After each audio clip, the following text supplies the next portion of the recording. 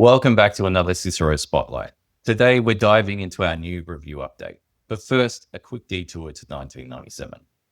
You see, that year, Garry Kasparov, the reigning world chess champion, was defeated by IBM's Deep Blue. And instead of backing away from AI, he innovated. He pioneered centaur chess, where AI suggests a move and a human refines or rejects it. And together, they outperform both machines and grandmasters. See, the same philosophy powers Cicero. The lawyer remains in control, and Cicero brings the reach and speed.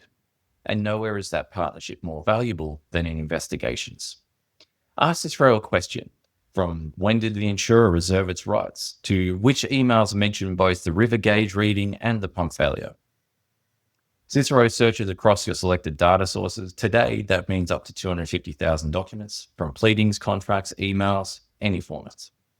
It ranks candidate answers using semantic similarity and vector distance, and delivers the draft answer with pinpoint citations and confidence scores.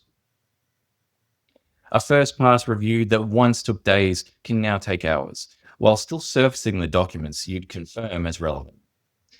Our new investigation review screen tightens that feedback loop. You can now mark each citation as verified or invalid right from the results.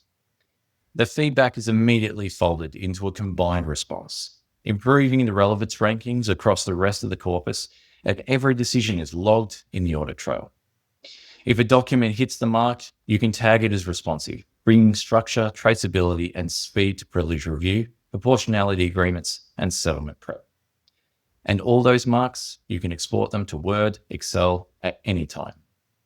Cicero finds the evidence. You deliver the judgment.